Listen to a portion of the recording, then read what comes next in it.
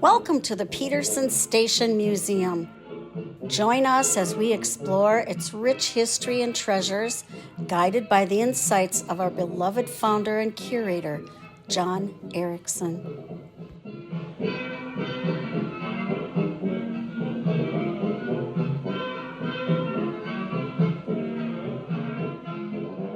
This is a warm morning stove. It's really got quite a lining. It looks like a concrete lining inside of it.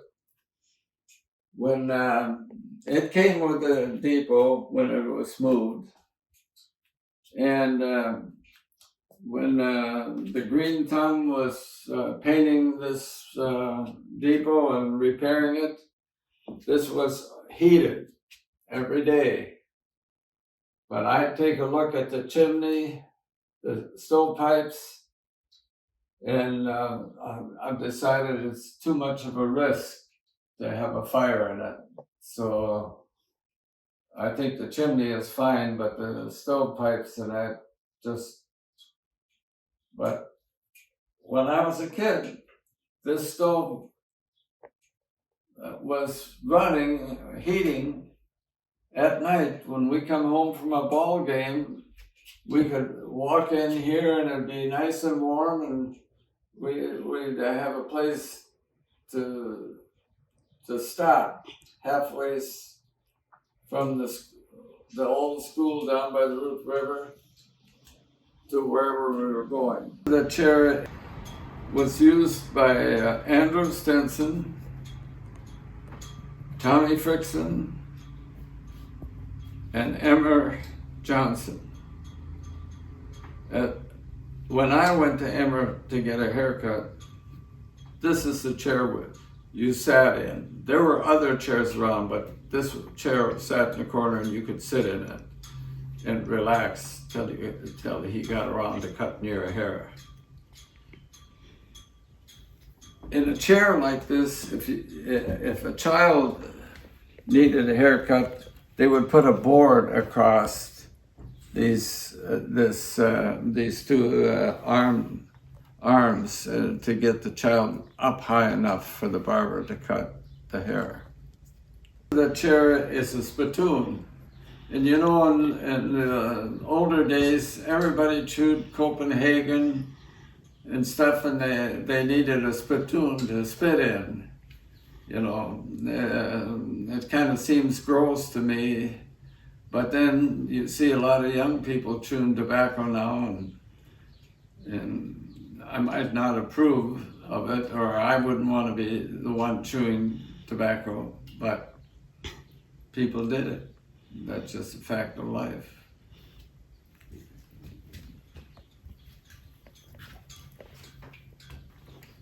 The telegraph keys, these actually are the keys from this depot.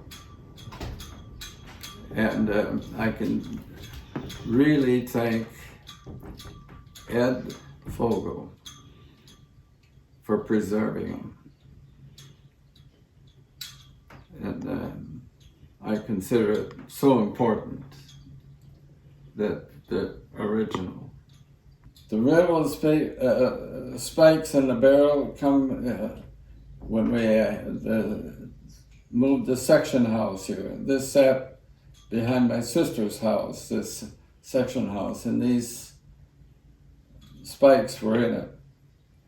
So I got the section house and I got the spikes, and I consider them a great talking point. One crank is a general call, and everyone on the party line listens in and gets the information that's needed.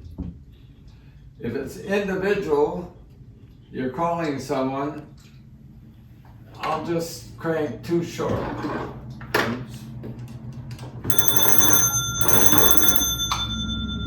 And whoever is too short would answer. Or it might be one long and one short. And if you were on the Wasona line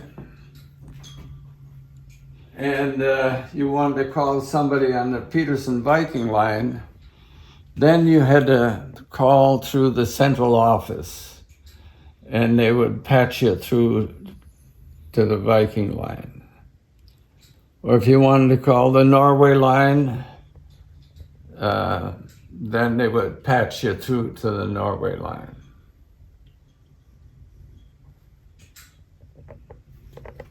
The Viking, the Wasona line would go out past like where Lee Lurch lives now, and out through there. Names like Joe Johnson and Nell Stedgy and Rasmus Rasmussen, who happened to be my great-grandfather, even Colliard, Ole Fossum, Ben Stone, all names that are familiar to me. And if you go to the Viking line, it's other people that were on there. So they weren't all 20 people on the line, but a lot of them had 20, some of them had 15, and it all was different. This is a pulpit from the Arndal Lutheran Church, 1863 to 1899. This church sat in the general area where the Arndal Cemetery is now. And it had no steeple on it, as I remember it. And the Arndal Church was a Haughey Synod, or a lay pastor type of organization. So subsequently, they didn't believe in clerical gowns to begin with, so if they wore a suit, that would be the normal thing.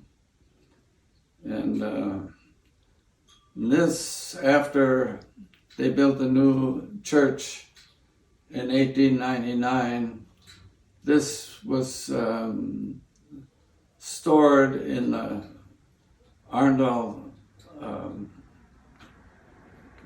Township Hall. And when they tore the town hall down, this was sitting along the road. And Richard Boyum called me one day and he says, this pulpit from the Arndal Church is sitting out there, it's getting rained on, nobody's taking care of it. Why don't you go and get it? And I said, well, I'll do that, but what happens if somebody calls the police and say I'm out here stealing something? He says, don't worry about it, I'll just tell them that I told them that you had permission to do it. This is authorization for the post office in Peterson in 1870, and even Jelly was the postmaster. This is a case full of pencils and pens, all advertisements of Peterson. And of course we have Peter Peterson Hasrud's photo up there again. This is a case for a cash box for the Peterson Station Depot. And it was one of the objects that apparently was sold off at one time or another, and it ended up with Roberta too, and she brought it back. This is a cash box for Our Savior's Lutheran Church in Peterson. Because of the homogenation of the two churches, this ended up at the museum. These are just railroad memorabilia, and this is the post office for Rood, which was out on Pigtail Ridge, south of Peterson. And this is the photos from all-school reunion in 1974. This is the plaque that settled Peter Peterson's estate in 1880 when he, after he died. And the above piece is a band-weaving backstrap heddle that come out of the Haswood family. It ended up in Johnny Haswood's house, and that's where I ended up with it from. And that's a plat of the city of Peterson. And then way up on top, you'll see that's Arndal. Somewhere is probably around 1865, 1870. And the store is on the left. The post office is on the left-hand side of the house, and the living quarters are on the right-hand side. And if you look closely, you can see a stagecoach approaching the store. Bicentennial plaque, so that Peterson became a bicentennial community.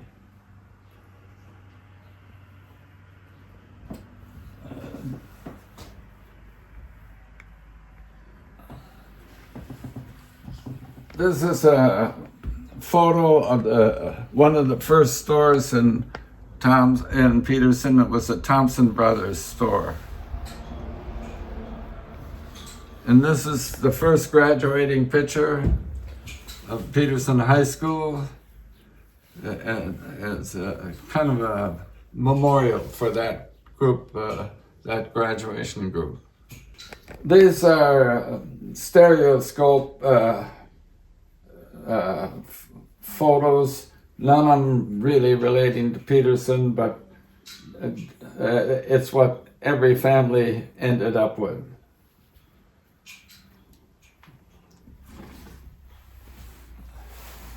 And then here we have memorabilia, again from, I think we got the George Boymsby and B journal and some of his sheet music that he wrote. And we have a mess kit from World War I.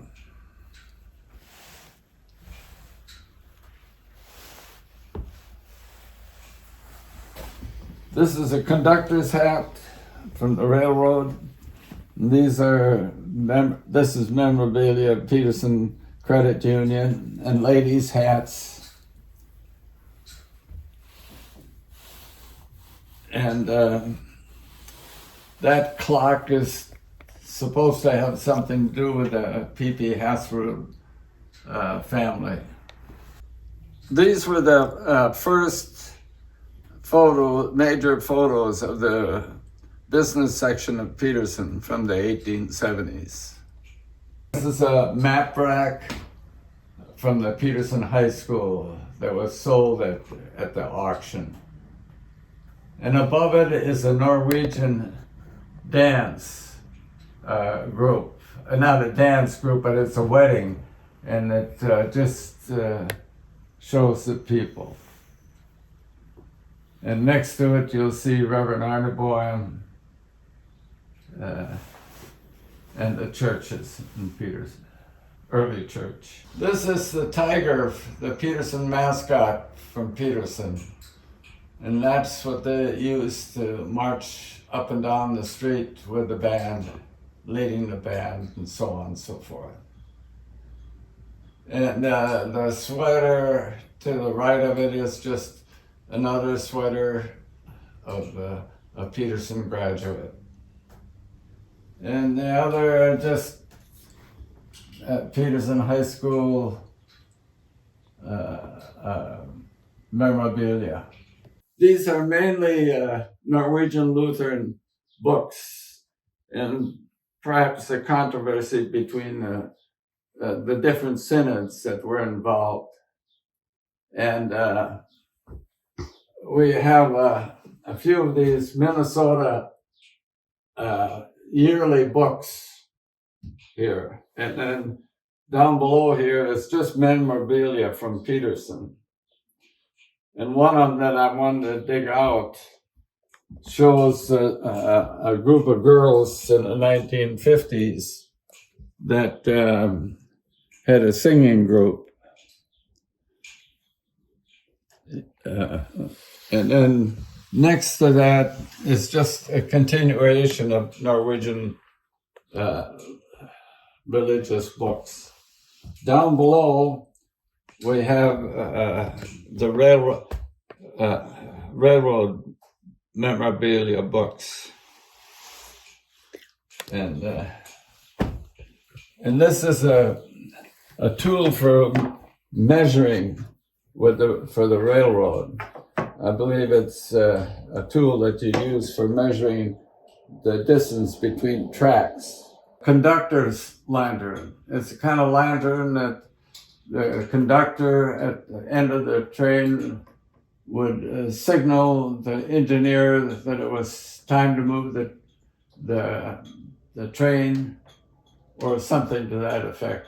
They also have some of these conductor lanterns that have a red globe. This one just has a white one. Up in the corner is a switch light that has a red reflector on it for the train to stop. And if it's turned the other way, it'll be green, and it'll tell the engineer that it's okay for him to go through, to pass through. And up here, we have, it looks like a stick with a Y on it, which it is, and a string across. And you clip your railroad orders. And this is what railroad orders look like. And so it tells you at May 7th, 1975, Austin, Minnesota, and it gives instructions. And and the telegraph key is what sends the depot agent the information.